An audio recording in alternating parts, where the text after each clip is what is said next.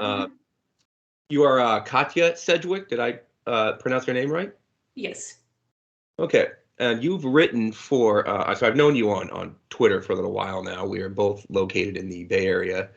And you have written for, let's see, the American Conservative, City Journal, the Federalist, among some other outlets. Yeah, the American Mind, Legal Insurrection, and others.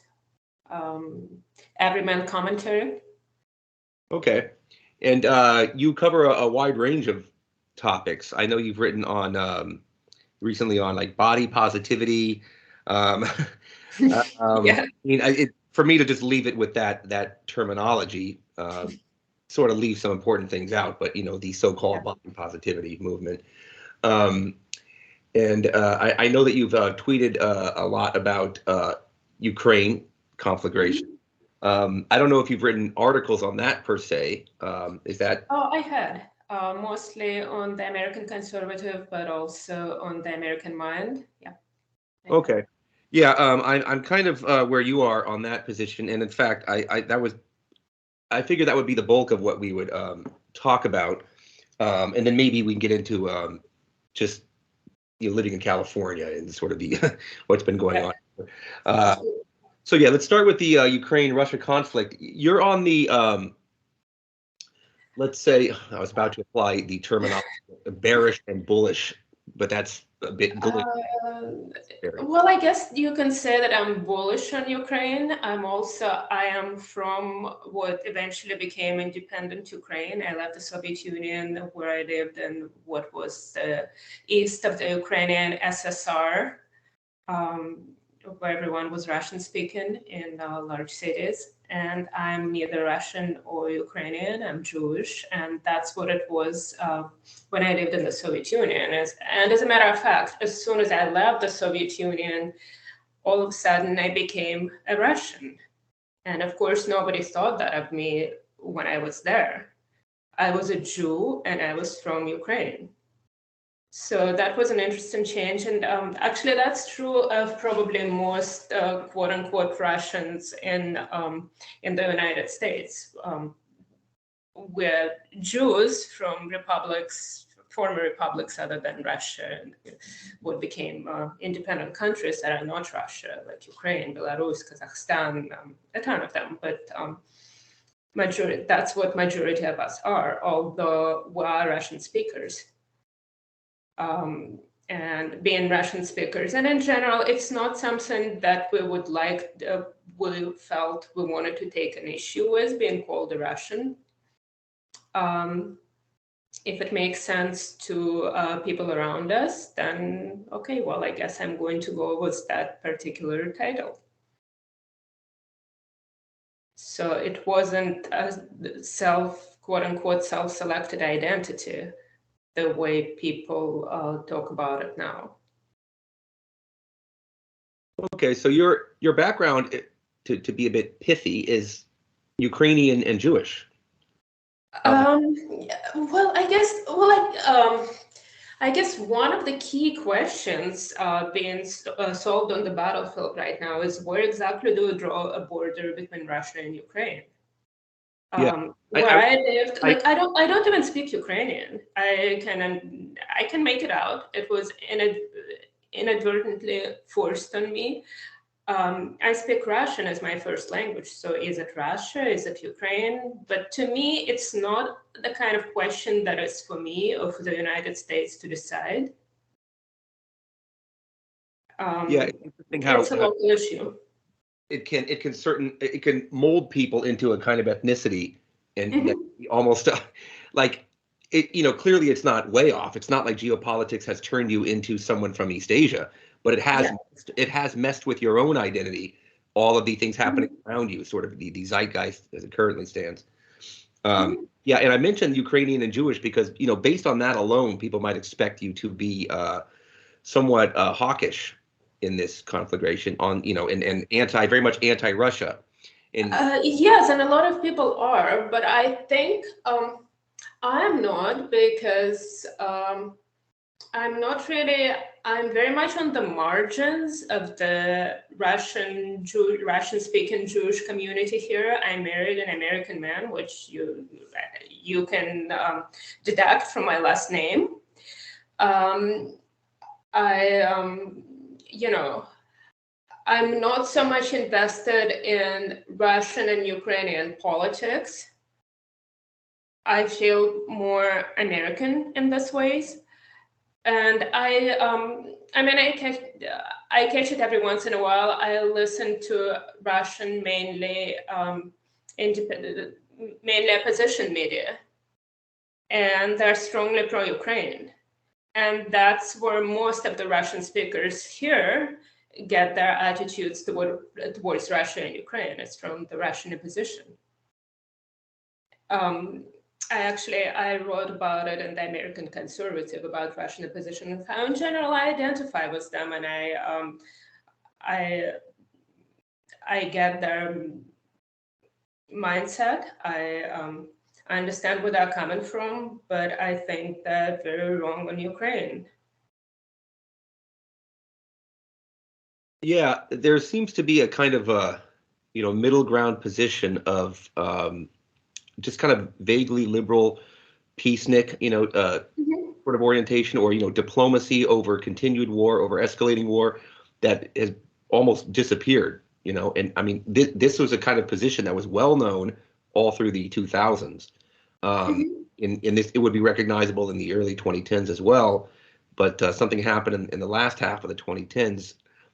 I think I can tie it to the general sort of demise of centrism and sort of broad liberalism in general. Like there's a kind of move toward staking out these positions where you are very much on the side of an identifiable group or you are not.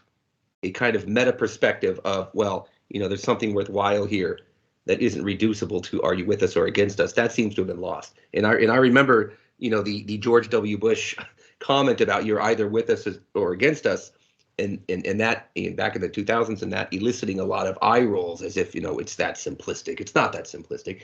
Well, it seems like that kind of simplistic attitude has come back. Yeah, it's the same thing with the vengeance. It's incredibly divisive right now. Well, I remember the 90s when it was just sort of people weren't necessarily very political, and people prided themselves, and taking a little bit of that position and a little bit of that, and being a mix of different viewpoints, and not being easy to pinpoint.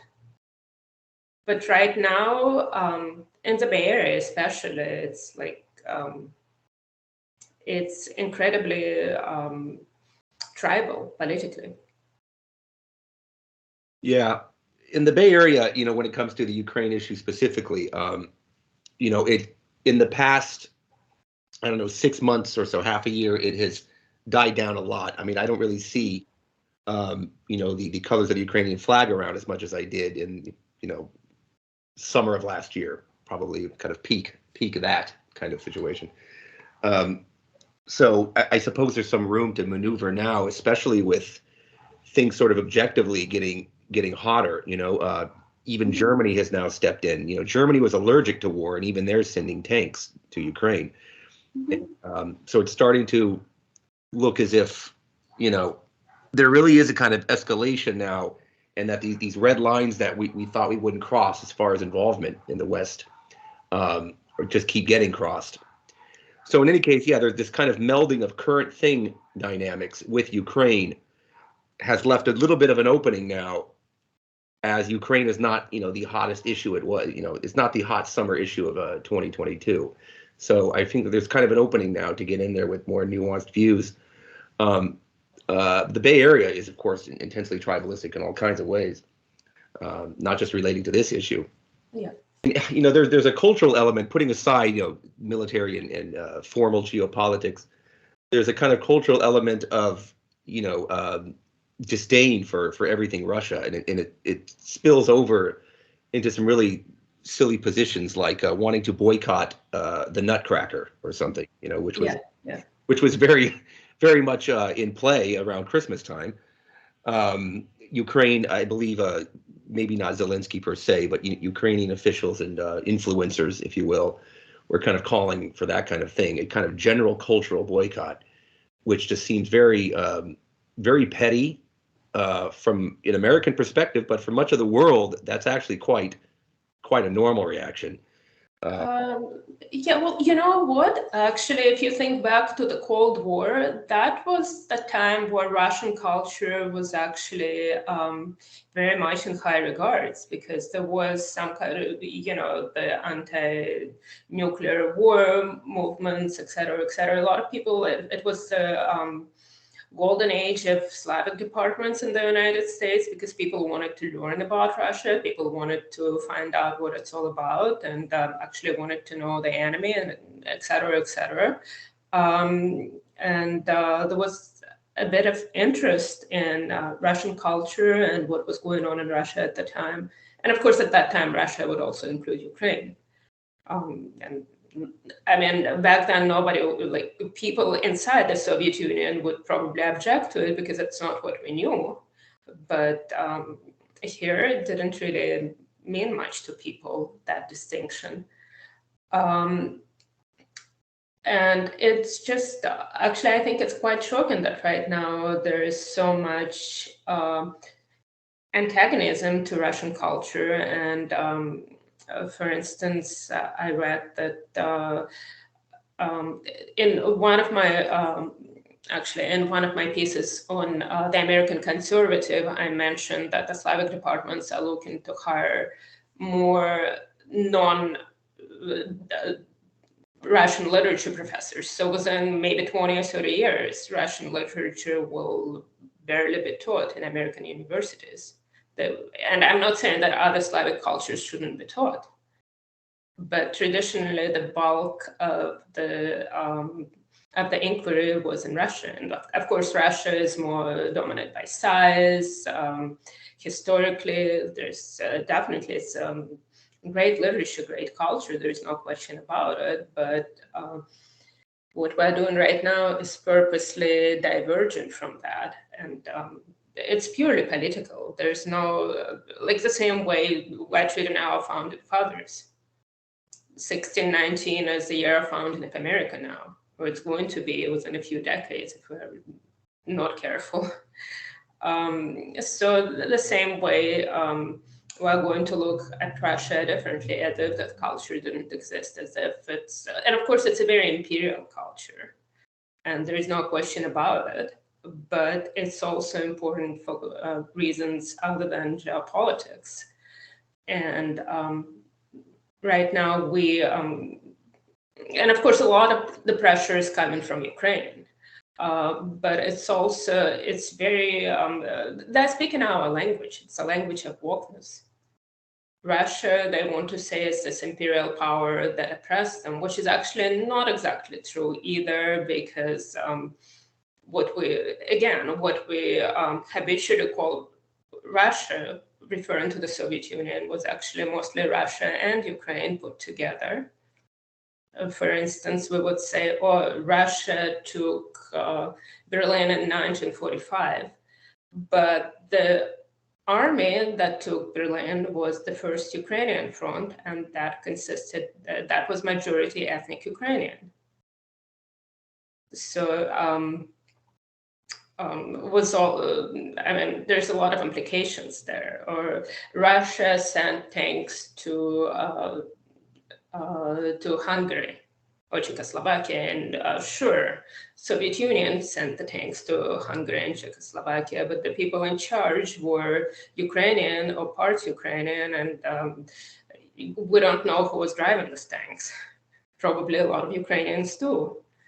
And there's just not, it's our, the Western habit of referring to the Soviet Union as Russia that's a little confusing here. Yeah, I mean, we hear a lot about, Stalin's, yeah, what he did. Yeah, and of course it's horrible. Holodomor and all of that. I mean, there is no denial that it's a crime against humanity and all of that, and it was horrible. But at the same time, history is more complicated than that, and it's everybody was a victim of Stalinism. Yeah, it's a bit like I don't know how much, the notion of Russia imposing itself on Ukraine was even very salient in the 30s. Is that how people would have framed it? I feel like it's sort of being retroactively imposed, this current. Yeah, absolutely. It was like the idea that there was this, there was Ukrainian People's Republic during the post-Bolshevik Revolution civil war, but how was it representative of Ukrainian people as a whole? That's another question, because the Ukrainian People's Republic had army as large. There was at the time there was a myriad of different forces, and the war was mostly fought in Ukraine with a myriad of different forces, the whites, the reds. There was the Ukrainian People's Republic, but it had an army as large as the anarchists. And the anarchists under Batyka Makhno, they mostly fought with the Bolsheviks, although Bolsheviks had then backstabbed them. There were different forces in Ukraine, like there were different forces in Russia and everywhere else, and Bolsheviks eventually prevailed. And but to say that Ukraine was an occupied territory, that Ukraine was colonized by Russians, that's oversimplifying to the point of distorting. And that is the kind of narrative that is being sold in mainstream press right now. Yeah, and that's kind of what you're getting at with this sort of fusion of, post-colonial studies, 1695. Exactly. Yeah. Yeah, you posted earlier on Twitter the Times of Israel story about a memorial to an extermination camp during being liberated by the Red Army, and Russia, some kind of Russian designation or something, Russian officials, Russian representatives being kind of shut out of that memorialization. So. Yeah, I think it's shameful because obviously the Red Army liberated Auschwitz, and to play politics with it, like we have to acknowledge that it was the Red Army. Whatever else the Red Army did, they did liberate Auschwitz. And actually, that's quite an interesting story because the major in the Red Army who cut a long time ago, I wrote about it, who cut the lock on the Auschwitz gate was a Soviet Jew. His name was, I think, Ilya Shapiro. Shapiro is his last name. First name, I think, was Ilya. He actually, so he was the one person who opened the gate.